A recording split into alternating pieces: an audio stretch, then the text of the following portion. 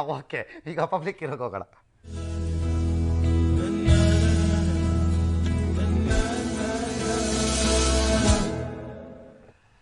ಒಬ್ಬೊಬ್ಬರದು ಒಂದೊಂದು ರೀತಿಯ ಸೇವೆ. ನಾವು ಇಂಥ ಸೇವೆಗಳನ್ನು ತೋರಿಸ್ತಾನೆ ಇದ್ದೀವಿ. ಬಹುಶಃ ಆದರೆ ಬರೀ ಈ ಥರ ಸೇವೆಗಳನ್ನೇ ತೋರಿಸ್ತೀವಿ ಅನ್ಕೋಬೇಡಿ. ಪಬ್ಲಿಕ್ ಇರೋಲಿ ಬಂತು ನನಗೊಂದಷ್ಟು ಕಾಲ್ಗಳು, ಸರ್ ಬರೀ ಹಿಂಗೆ ಸೇವೆ ಮಾಡೋರನ್ನೇ ತೋರಿಸ್ತಿರೋ ಅಥವಾ ಯಾವಾಗಲಾರು ಒಂದ್ಸರಿ ಇನ್ನು ಸಾಧ್ಯನೇ ಇಲ್ಲ ಅವ್ರಿಗೆ ಬದುಕಕ್ಕೆ ಅಂದಾಗ ಅದನ್ನೂ ಏನಾದ್ರು ತೋರಿಸ್ತೀರಾ ಅಂತ. ಕರ್ನಾಟಕದ ಜನರಷ್ಟು ಕಾರಣರು ಇನ್ನೆಲ್ಲರೂ ಇದ್ದಾರೆ. ಯಾರ್ಯಾರೋ ಕಾರಣ ಅಂತ ಕರೆಸ್ಕೊಂಡಿರ್ಬೋದು ದೇಶದಲ್ಲಿ, ನಿಜವಾಗ್ಲೂ ಇರೋದು ಕರ್ನಾಟಕದ ಜನನೇ ಕಾರಣರು. ಹಾಗಾಗಿ ಅಂಥ ದಾನಿಗಳಿರೋ ಜಾಗದಲ್ಲಿ ನಾವು ಮಾಡಲ್ಲ ಅಂತೀವ, ಅದನ್ನೂ ಎಲ್ಲ ತರೋಣ ನಿಧಾನಕ್ಕೆ. ಆದರೆ ಇವತ್ತು ಬರ್ತಾ ಇದ್ದಾರೆ ರಾಘವೇಂದ್ರ ತಿಕೋಟ. ಕನ್ನಡವನ್ನು ಉಳಿಸ್ಕೊಂಡು, ಕನ್ನಡತನವನ್ನು ಉಳಿಸ್ಕೊಂಡು, ಬಡತನಕ್ಕೆ ಸ್ಪಂದಿಸಿ, ಯಾರೊಬ್ಬರ ಹಂಗಿಲ್ಲದೆ ಇದ್ದ ಉದ್ಯೋಗವನ್ನು ಬಿಟ್ಟು ಮಕ್ಕಳಿಗೆ ಪಾಠ ಹೇಳೋದು ಅಥವಾ ಮಕ್ಕಳನ್ನು ಸರಿದಾರಿಗೆ ತರುವಂಥ ಕೆಲಸ ನಡೆಸ್ತಾ ಇದ್ದಾರಲ್ಲ, ಸಿಂಪ್ಲಿ ಬ್ಯೂಟಿಫುಲ್. ವಾಪಸ್ ಬರ್ತೀವಿ. ಈ ಕತೆ ನೀವು ನೋಡಿರಿ, ನೋಡಿದ ಮೇಲೆ ಒಂದು ಬ್ರೇಕ್ ಸಮೇತ ವಾಪಸ್ ಬಂದುಬಿಡ್ತೀವಿ. ಬಂದ ಮೇಲೆ ಅವ್ರ ಜೊತೆ ಮಾತಾಡೋಣ. ಇವರೇ ರಾಘವೇಂದ್ರ ತಿಕೋಟ. ಈ ಮೊದಲು ಧಾರವಾಡದ ಖಾಸಗಿ ಕಾಲೇಜಿನಲ್ಲಿ ಉಪನ್ಯಾಸಕರಾಗಿ ಸೇವೆ ಸಲ್ಲಿಸುತ್ತಿದ್ರು. 1999ರಲ್ಲಿ ವಿದ್ಯಾರ್ಥಿಯೊಬ್ಬ ಚಪ್ಪಲಿ ಇಲ್ಲದೆ ಕಾಲೇಜಿಗೆ ಬಂದಿದ್ದು ನೋಡಿ ಮರುಗಿದ್ರು. ಬಳಿಕ ಆ ವಿದ್ಯಾರ್ಥಿಗೆ ಸಹಾಯ ಮಾಡಿದ ತಿಕೋಟ ಬಡ ವಿದ್ಯಾರ್ಥಿಗಳಿಗೆ ಸಹಾಯ ಮಾಡೋಕೆ ನಿರ್ಧರಿಸಿದ್ರು. ಆರಂಭದಲ್ಲಿ ಗೆಳೆಯರ ಗುಂಪು ಕಟ್ಟಿಕೊಂಡು ಬಡ ಗ್ರಾಮೀಣ ವಿದ್ಯಾರ್ಥಿಗಳಿಗೆ ಆರ್ಥಿಕ ಸಹಾಯ ಮಾಡಿದ್ರು. ಬಳಿಕ 2001ರಲ್ಲಿ ವಿದ್ಯಾಪೋಷಕ ಅನ್ನೋ ಎನ್ಜಿಒ ಶುರು ಮಾಡಿ ಎಸ್ಎಸ್ಎಲ್ಸಿ ಮುಗಿಸಿದ ಬಡ ವಿದ್ಯಾರ್ಥಿಗಳನ್ನ ಗುರುತಿಸಿ ಅವರಿಗೆ ಇಷ್ಟವಾದ ಶಿಕ್ಷಣ ನೀಡುವ ಕೆಲಸ ಆರಂಭಿಸಿದ್ರು. ಸ್ಕಿಲ್ ಸೆಟ್ಸು ಯಾವೂ ಕೂಡ ನಮ್ಮ ಹಳ್ಳಿಯ ಪ್ರತಿಭಾನ್ವಿತ ವಿದ್ಯಾರ್ಥಿಗಳಲ್ಲಿ ಇರಲ್ಲ. ನಾನು ಕೂಡ ಹಳ್ಳಿಯಿಂದ ಬಂದವನೇ, ಆದರೂ ಹೆಚ್ಚು ನಮ್ಮ ಗಮನ ಇರೋದು ಹಳ್ಳಿ ಕಡೆಗೆ. ಒಳ್ಳೆ ನಾಗರಿಕರು ಅಂದರೆ ಗ್ರಾಜ್ಯುಯೇಟ್ ಆಗಬೇಕು, ತಮ್ಮ ಕ್ಷೇತ್ರದಲ್ಲಿ ಸಾಧನೆ ಮಾಡಬೇಕು, ಮತ್ತು ಮತ್ತೊಬ್ಬರಿಗೆ ಬೇರೆದವರು ನೆರಳಾಗಬೇಕು. ಕಾರ್ಪೊರೇಟ್ ಬಂದಂಥ ದಾನಿಗಳಿಂದ ನಡೆಸ್ತಾ ಇದ್ದೀವಿ. 2008ರಲ್ಲಿ ತಮ್ಮ ಉಪನ್ಯಾಸಕ ವೃತ್ತಿಗೆ ರಾಜೀನಾಮೆ ನೀಡಿ ಬಡ ವಿದ್ಯಾರ್ಥಿಗಳಿಗಾಗಿ ಸಂಪೂರ್ಣ ತೊಡಗಿಸಿಕೊಂಡ್ರು.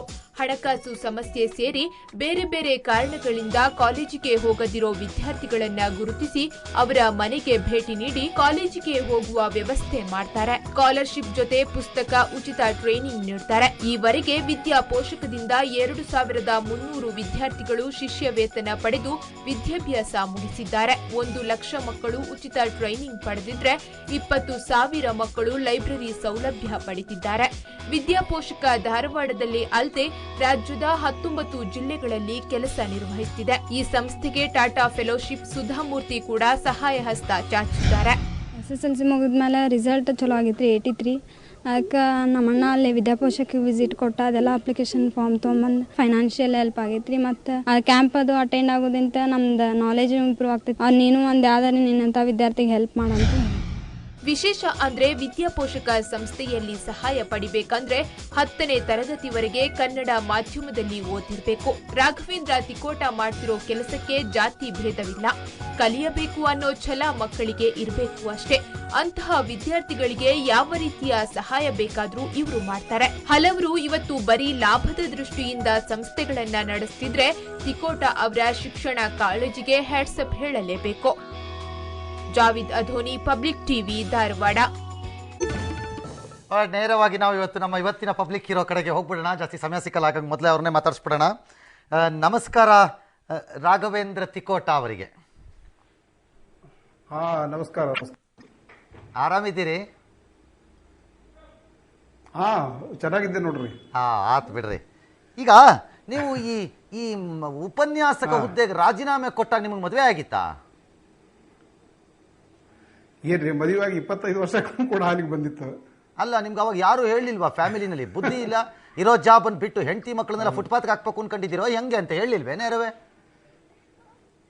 ಆದರೆ ನಾನು ನಮ್ಮ ಹೆಂಡತಿಗೆ ಮತ್ತೆ ನಮ್ಮ ಅಭಿಮಾನಿಯಾದ ಸುಧಾಮೂರ್ತಿ ಅವರಿಗೆ, ನಮ್ಮ ತಂದೆಯವರಿಗೆ, ನಮ್ಮ ಗುರುಗಳಿಗೆ ಎಲ್ಲರೂ ಪರ್ಮಿಷನ್ ತಗೊಂಡ ನಂತರ ರಾಜೀನಾಮೆ ಕೊಟ್ಟಿದ್ದೀನಿ. ಮಕ್ಕಳು ಸೆಟ್ಲ್ ಆಗಿದ್ದಾರೆ.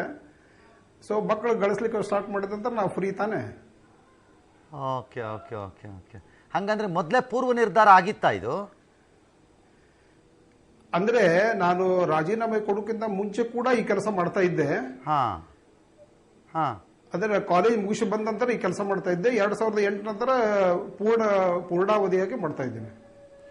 ಓಕೆ, ಈಗ ಇದ್ರದ್ದು ಬೇಸಿಕ್ ಪ್ರಿನ್ಸಿಪಲ್ ಏನು? 1ರಿಂದ 10ನೇ ತಾರೀಕು ಕನ್ನಡ ಇರಬೇಕು ಅನ್ನೋದು ಯಾಕೆ? ಯಾಕೆಂದ್ರೆ ಇದು ನನ್ನ ನೋವಿದೆ. ಇಲ್ಲಿ ನಾನು SSLC ಕನ್ನಡ ಒಂದು ಹಳ್ಳಿಯಲ್ಲಿ ಮಾಡಿ ಬಂದಂತ ಬಿಜಾಪುರ ಜಿಲ್ಲೆಯಲ್ಲಿ ಕಾಲೇಜ್ ನಿಜವಾಗಿ ಬಿಟ್ಟು ಓಡಬೇಕಂತ ನನಗೆ ತುಂಬಾ ಹಿಂಸೆ ಆಗಿತ್ತು. ಆ ನೋವು ನನಗೆ ಇದೆ, ಆದ್ರೆ ಈ ನೋವು ಮತ್ತೊಬ್ರಿಗೆ ಬರಬಾರ್ದು ಅಂತ ಅವಾಗ ನಾನು SSLC ಇದ್ದಾಗ ತೀರ್ಮಾನ ತೆಗೆದುಕೊಂಡಿದ್ದೆ. ಯಾಕೆ ನಿಮ್ಗೆ ಅಂದ್ರೆ ಏನಾಯ್ತು? ಈ ಕನ್ನಡ ಮಾಧ್ಯಮದಲ್ಲಿ ಬಂದವರು ಅವ್ರ ಕೀಳನ ಅಥವಾ ಅವ್ರೇನು ಉಳ್ಕಿದವ್ರು ಕಡಿಮೆನ, ನಾನೊಬ್ಬ ಕನ್ನಡ ಮಾಧ್ಯಮದಲ್ಲಿ ಬಂದಿದ್ದೇನೆ, ನಮ್ ತಾಕತ್ ಏನು ತೋರಿಸೋಣ ಅಂತ ಒಂದು ಮನಸ್ಸಿನಲ್ಲಿ ಸುಪ್ತವಾಗಿತ್ತೇನೋ, ಅದು ಹೊರಗಡೆ ಬರ್ಲಿಕ್ಕೆ ಸ್ವಲ್ಪ ವೇಳೆ ತೆಗೆದುಕೊಂಡು ಮೋಸ್ಟ್ಲಿ. ಹಾಗಾದ್ರೆ ಈ ಮಕ್ಕಳಿಗೆ ನೀವೀಗ ಇಂಗ್ಲಿಷ್ ಹೇಳ್ಕೊಡಲ್ವೇನಾ? ಇಲ್ಲ, ಅಂದ್ರೆ ಅವ್ರ ಹೊಟ್ಟೆಪಾಡಿಗೆ ಎಷ್ಟು ಬೇಕೋ ಅಷ್ಟು ಕನಿಷ್ಠವಾಗಿ ಕಲಿಸ್ತೇವೆ. ಆದ್ರೆ ಕನ್ನಡ ಅವ್ರ ಮಧ್ಯಮ ಮತ್ತು ಕನ್ನಡ ಮೀಡಿಯಂ ಇರಬೇಕು. ಓಕೆ ಹಾ. ಹೊಟ್ಟೆಪಾಡಿಗಾಗಿ ಮಾತ್ರ ಅವ್ರ ಮಂಗುತಿಮ್ಮರ ಕಗ್ಗನೇ ಹೇಳಬೇಕು. ಆದ್ರೆ ಹೊಟ್ಟೆಪಾಡಿಗೆ ಎಷ್ಟು ಇಂಗ್ಲಿಷ್ ಬೇಕು ಅಷ್ಟು ಮಾತ್ರ ಬೇಕು ಅವ್ರಿಗೆ. ಆ ಮಕ್ಕಳಿಗೆ ಈಗ ಕೀಳರಿಮೆ ಬರಲ್ವೇನೋ ನಿಮ್ಮ ಹತ್ರ ಓದಿ ಆಚೆ ಹೋದ್ಮೇಲೆ ನನಗೆ ಇಂಗ್ಲಿಷ್ ಬರೋದಿಲ್ಲ ಅಂತ? ಇಲ್ಲ, ಸಾಧ್ಯನೇ ಇಲ್ಲ. ಅವ್ರಿಗೆ ನಾವು 10 ದಿವಸಗಳ ಕಾಲ ಒಂದು ಗುಡ್ ಗಾರ್ಡ್ನಲ್ಲಿ ಕರ್ಕೊಂಡು 10 ದಿವಸ ತರಬೇತಿ ಕೊಡ್ತೇವೆ ಅವ್ರಿಗೆ. ಅಂದ್ರೆ ಅವರು ಮೊದಲನೇ ದಿವಸ ಬಂದಾಗ ಕೂಡ ಕಣ್ಣೀರ್ ಹಾಕ್ತಾರೆ, ಕೊನೆಯ ದಿವಸ ಕಣ್ಣೀರ್ ಹಾಕ್ತಾರೆ. ಅಂದ್ರೆ ಕೊನೆಗೆ ಆನಂದ ಬಾಷ್ಪ, ಮೊದಲಿಗೆ ಒಂಥರ ಅಳಕ ಹೃದಯ, ಎರಡು ಕಣ್ಣೀರೇ, ಆದ್ರೆ ಅಂತರ ತುಂಬಾ ಇದೆ. ಓಕೆ, ನಾನು ಒಂದು ಕೇಳಿದೆ, ಈ ಮಕ್ಕಳು ಓದಿ ಹೋದ ಮೇಲೆ ಅವರಿಗೆ ನಿಮ್ಮ ಸಂಸ್ಥೆ ಮೇಲೆ ಇರಬಹುದಾದ ಜವಾಬ್ದಾರಿ ಏನು? ಅಂದ್ರೆ ಅವ್ರು ಏನ್ ಮಾಡ್ಬೇಕು? ಅವರು ಇನ್ನೊಂದು ಮಗುನ ಓದಿಸ್ಬೇಕಾ ದುಡಿಯೋವಾಗ? ಅವ್ರಿಗೆ ಹೌದು, ಏನಂದ್ರೆ ನಾವು ಮೊದಲು ಸ್ಪಷ್ಟವಾಗಿ ಹೇಳ್ತೇವೆ, ಈ ಹಣವನ್ನ ನಾವು ನಿಮ್ಗೆ ಫ್ರೀಯಾಗಿ ಕೊಡ್ತಾ ಇಲ್ಲ, ಇದರಲ್ಲಿ ಸಮಾಜಕ್ಕೆ ಜವಾಬ್ದಾರಿ ಇದೆ. ಮುಂದೆ ನೀವು ಲೈಫ್ ನಲ್ಲಿ ಸೆಟಲ್ ಆದ ನಂತರ ಒಬ್ಬ ಮಗುವಿಗೆ ಓದಿಸಿದ್ರೆ ನಿಮ್ಮ ಋಣ ತಿರೋದಿಲ್ಲ, ಮತ್ತೆ ಕನಿಷ್ಠ ಇನ್ನೊಂದು 2 ಹುಡುಗರಿಗಾದ್ರೂ ನೀವು ಕಲಿಸಬೇಕು ಅಂತ ಹೇಳ್ತಾ ಇದೀವಿ. ಸಾಕಷ್ಟು ಹುಡುಗರು ಅದರಲ್ಲಿ ತೊಡಗಿದ್ದಾರೆ. ಈಗ ಆ ಮಕ್ಕಳು ಹಂಗೆ ಓದಿಸ್ತಾರೆ ಅನ್ನೋದನ್ನ ಮಾನಿಟರ್ ಮಾಡಕ್ಕೆ ಏನಾದ್ರು ವ್ಯವಸ್ಥೆ ಇದೆಯಾ?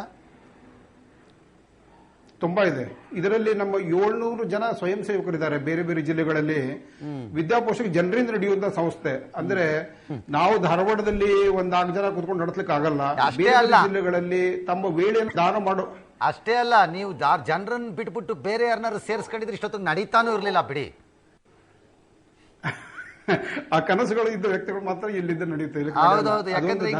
ಸಾಧ್ಯನೇ ಇಲ್ಲ. ಅದು ಕನಸುಗಳು ನಿಮ್ಗೆ ಅರ್ಜೆಂಟ್ ಆಗಿ ಗಟ್ಟಿಯಾದ ಧಾರವಾಡ ನಗರ ಕ್ಷೇತ್ರ, ಧಾರವಾಡ ಗ್ರಾಮೀಣ ಕ್ಷೇತ್ರ, ಮುನ್ಸಿಪಾಲಿಟಿ ಎಲ್ಲ ಕಾಣಿಸಿಲ್ವಲ್ಲ, ಹಂಗಾಗಿ ನಿಮ್ ಜೊತೆ ಇರೋ ಜನನೂ ಸರಿ ಇದ್ದಾರೆ, ನೀವು ಸರಿ ಇದ್ದೀರಿ. ನನಗೆ ಗೊತ್ತಿಲ್ಲ. ಆದ್ರೆ ಸಜ್ಜನರು ಮಾತ್ರ ಇದ್ದೇ ಇದ್ದಾರೆ. ಖಂಡಿತವಾಗಿ ಸಜ್ಜನರು ನಾವು ಹುಡುಕಾಡೋದು ಸಿಗ್ತಾರೆ. ಇದ್ದೇ ಇದ್ದಾರೆ, ಎಲ್ಲ ಕಡೆ ಸಜ್ಜನರು ಸಿಗ್ತಾರೆ. ಹುಡುಕಾಡಬೇಕು, ಯಾವುದೇ ಜಾತಿ ಭೇದ ಭಾವ ಮಾಡಬಾರ್ದು, ಆಮೇಲೆ ಯಾವುದೇ ಇನ್ಫ್ಲೂಯೆನ್ಸಿಗೆ ಒಳಗಾಗಬಾರ್ದು. ಅದು ನಮ್ಮ ಕಂಡೀಷನ್ ಇದೆ. ಗ್ರಾಮೀಣ ವಿದ್ಯಾರ್ಥಿಗಳಿಗೆ ಅಂತೀರಿ, ಅರ್ಬನ್ ನಲ್ಲಿ ಬಡವರು ಇರಲ್ವಾ? ನಗರ ಪ್ರದೇಶದಲ್ಲಿ ಬಡವರು ಇರಲ್ವಾ? ಹಾಗಾದ್ರೆ ಅಲ್ಲ, ಇದರಲ್ಲಿ ಸುಮಾರು ಅಂದ್ರೆ 175ರಷ್ಟು ಅಂದ್ರೆ ಅಂದಾಜು ಲಾಸ್ಟ್ ಒಂದು 10 ವರ್ಷದ ಎವರೇಜ್ ತಗೊಂಡ್ರೆ ಸುಮಾರು 10-15% ಈಗ ಕೂಲಿಕಾರರು ಇರ್ತಾರೆ ಅರ್ಬನ್ದಲ್ಲಿ. ಅಂತವ್ರಿಗೆ ನಾವು ಎಕ್ಸ್ಕ್ಲೂಡ್ಗಿಂತ ಹಳ್ಳಿಗಳಲ್ಲಿ ಏಕೋ ನಮ್ಮ ಪ್ರೀತಿ ಜಾಸ್ತಿ ಇದೆ. ಅಂದ್ರೆ ಅರ್ಥ ಅರ್ಬನ್ ವಿರುದ್ಧ ಅಂತಲ್ಲ, ಒಂದು 10-15% ಅವರು ಕೂಡ ಸ್ವಲ್ಪ ಮಟ್ಟಿಗೆ ಇರ್ತಾರೆ. ಯಾಕಂದ್ರೆ ಇನ್ನೊಂದು ಏನಂದ್ರೆ ಹಳ್ಳಿಗಳಲ್ಲಿ ದುಡ್ಡಕ್ಕಿಂತ ಹೆಚ್ಚಿನ ಪ್ರಾಬ್ಲಮ್ ಇರುತ್ತೆ. ಅವ್ರ ಕೌಶಲ್ಯಗಳ ಕೊರತೆ ಇರ್ತದೆ, ಕೀಳಿರಿಮೆ ಇರ್ತದೆ. ಅದೇ ಅರ್ಬನ್ ಏರಿಯಾದಿಂದ ಒಬ್ಬ ಬಡವನಿಗೆ ಹಣದ ಕೊರತೆ ಇದ್ರೂ ಕೂಡ ಕೌಶಲ್ಯಗಳು ಅಥವಾ ಬೇರೆ ಎಕ್ಸಸ್ಗಳು ಇರ್ತಾವಲ್ಲ, ಅವು ಆತನಿಗೆ ಇರ್ತಾವೆ. ಹಳ್ಳಿಯಲ್ಲಿ ಪ್ರತಿಭಾವಂತ ಇದ್ರೂ ಕೂಡ ಇವು ಎಕ್ಸಸ್ಗಳು ಇರಲ್ಲ. ಏನು, ನಮ್ಮ ರಾಜ್ಯ ಸರ್ಕಾರಗಳು ಶಿಕ್ಷಣ ಇಲಾಖೆನಲ್ಲಿ ಇಷ್ಟು ಹಣ ಖರ್ಚು ಮಾಡುತ್ತವೆ, ಆದರೆ ಅದು ಎಲ್ಲಿಗೆ ಹೋಗುತ್ತೆ ಅಂತ ನಮಗೆಲ್ಲ ಗೊತ್ತಿದೆ. ನಾವು ಯಾವತ್ತು ಪಾಠ ಕಲಿತೀವೋ ನಿಮ್ಮಂಥವ್ರಿಂದ ಅಂತ ನನಗೆ ಗೊತ್ತಾಗಲ್ಲ. ಯಾರೋ ಇವತ್ತು ನನಗೊಂದು SMS ಕಳಿಸ್ತಾ ಇದ್ರು, ಮಕ್ಕಳಿಗೆ ಊಟ ಹಾಕಕ್ಕೆ ನಾವು 35 ರೂಪಾಯಿ ಖರ್ಚು ಮಾಡ್ತೀವಿ, ಜೈಲಲ್ಲಿರುವಂತಹ ಕೈದಿಗಳಿಗೆ ಒಳ್ಳೆ ಊಟ ಕೊಡೋಕ್ಕೆ 85 ರೂಪಾಯಿ ಖರ್ಚು ಮಾಡ್ತಾ ಇದ್ದೀವಿ ಅಂತ. ಎಂಥ ವಿಪರ್ಯಾಸದ ಬದುಕುಗಳಲ್ಲಿ ಸಿಕ್ಕಾಕೊಂಡ್ಬಿಟ್ಟಿದ್ದೀವಿ. Anyhow, I am so grateful to you, so wonderful. ನಾನು I leave it to you. Your last comment please. ಏನಂದ್ರೆ ನಾನು ಏನು ಹೇಳ್ತಂದ್ರೆ, ಸರ್ಕಾರ ಮೇಲೆ ಅಷ್ಟೇ ನಾವು ನಂಬಿಕೆ ಇಡೋ ಜೊತೆಗೆ ಜನರು ಒಕ್ಕೂಟಿದ್ರೆ, ಜನರು ಒಳ್ಳೆ ಹೃದಯದ ಜನರಿದ್ದಾರೆ, ಇವರೆಲ್ಲರೂ ಒಕ್ಕೂಡಿದ್ರೆ ಯಾವ ಕೆಲಸವೂ ಅಸಾಧ್ಯವಾಗುವುದು. ಪ್ರತಿಯೊಬ್ಬ ಬಡ ಪ್ರತಿಭಾನ್ವಿತ ವಿದ್ಯಾರ್ಥಿಗಳಿಗೆ ನಾವು ಖಂಡಿತ ಸಹಾಯ ಮಾಡಬಹುದು ಅಂತ ಜನರಲ್ಲಿ ನಂಬಿಕೆ ಇದೆ. ಅಂತ ಜನರು ಎಲ್ಲರೂ ಕೂಡ ಮುಂದೆ ಬರಬೇಕು, ಅಂದ್ರೆ ಉದ್ಧಾರ ಆಗುತ್ತೆ ನನ್ನ ಅಭಿಪ್ರಾಯ. ಆಲ್ ರೈಟ್ ಶ್ರೀ ರಾಘವೇಂದ್ರ ತಿಕೋಟ ಅವರು. ನೀವು ತಿಕೋಟ ಅಂದಾಗ ನಾನು ಫಸ್ಟ್ ಅರ್ಥ ಮಾಡ್ಕೊಳ್ಳಿಲ್ಲ, ಅದು ಬಿಜಾಪುರದ ಹತ್ರ ಇರೋ ತಿಕೋಟ ಅದು ಅಂತ. ನನಗೆ ಆಮೇಲೆ ಅನ್ನಿಸ್ತು, ನಮ್ಮೂರು ಸ್ವಾಮಿ. ನಂಗೆ ಗೊತ್ತಾಯ್ತು ಬಿಡಿ, ತಿಕೋಟ ಕಾನ್ಸ್ಟಿಟ್ಯೂನ್ಸಿನೂ ಇದೆ, ಅಸೆಂಬ್ಲಿ ಕಾನ್ಸ್ಟಿಟ್ಯೂನ್ಸಿ ಕೂಡ ಇದೆ ಅದು ತಿಕೋಟ. ಏನೋ ನನಗೆ ನೆನಪು ಬಂತು. ನನಗೆ ಬಹಳ ಸಂತೋಷ. ಧಾರವಾಡದ ಮಣ್ಣಿನ ಗುಣನೇ ಹಾಗೆ ಅನ್ಸತ್ತೆ. ಅಕ್ಷರವನ್ನ ಹಂಚಿ ಬದುಕುವಂತಹ ಜನ ಅಲ್ಲಿ. ಸಾಹಿತ್ಯ ಬಂದಾಗ ಒಂದರಿಷ್ಟಿ ಅದನ್ನು ಆನಂದದಿಂದ ಅನುಭವಿಸುವಂತಹ ಮಂದಿಯವರು. ಮತ್ತೆಲ್ಲದಕ್ಕಿಂತ ಇಂತಹ ಒಳ್ಳೆ ಹೃದಯ ವೈಶಾಲ್ಯ ಜನರನ್ನು ಬಹಳ ಸೊಗಸಾಗಿ ಕಾಪಾಡಿಕೊಂಡು ಹೋಗುವಂತಹ ವಾತಾವರಣ ಅದು. ಆ ಊರಿಗೆ ತಕ್ಕಂತೆ ತಾವು ಮಾಡ್ತಾ ಇದ್ದೀರಿ. ನಿಮ್ಮ ಕೆಲಸಕ್ಕೆ ನಾವು ಎಷ್ಟು ಥ್ಯಾಂಕ್ಸ್ ಹೇಳಿದ್ರು ಸಾಲದು. ಬಹುಶಃ ನನ್ನ ಕೈಯಿಂದ ಆಗೋದು ಇಷ್ಟೇ ಸ್ವಯಂ ಸೇವಕನಾಗಿ ಒಬ್ಬ ಕೆಲಸ ಅನಿಸುತ್ತೆ. ಶಬಾಸ್ ಸರ್, ವಂಡರ್ಫುಲ್, ಗ್ರೇಟ್ ಡೇ ಇರಲಿ ನಿಮಗೆ, ವಂಡರ್ಫುಲ್ ಸಕ್ಸಸ್ ಇರಲಿ ಇನ್ನೊಂದು ಅಷ್ಟೇ ನಾನು ಹೇಳ್ಬೋದು ಅನ್ಸುತ್ತೆ. ನನ್ನ ಕೈಲಿ ಇನ್ನೇನು ಹೇಳಲಿಕ್ಕೆ ಸಾಧ್ಯ ಇಲ್ಲ. ನಿಮಗೆ ನಮ್ಮ ರಾಜ್ಯದ ಪರವಾಗಿ ಅಥವಾ ಎಲ್ಲ ಕಲಿತಿರೋ ಮಕ್ಕಳ ಪರವಾಗಿ, ಆ ಎಲ್ಲ ಕಲಿತಾ ಇರೋ ಮಕ್ಕಳ ಪರವಾಗಿ, ನಾಳೆ ನಿಮ್ಮ ಹತ್ರ ಕಲಿಯಕ್ಕೆ ಬರಬಹುದಾದಂಥ ಮಕ್ಕಳ ಪರವಾಗಿ ನಿಮಗೊಂದು ದೊಡ್ಡ ನನ್ನ ನಮಸ್ಕಾರವನ್ನು ಹಾಕ್ತೀನಿ. ನಮಸ್ಕಾರ. All right.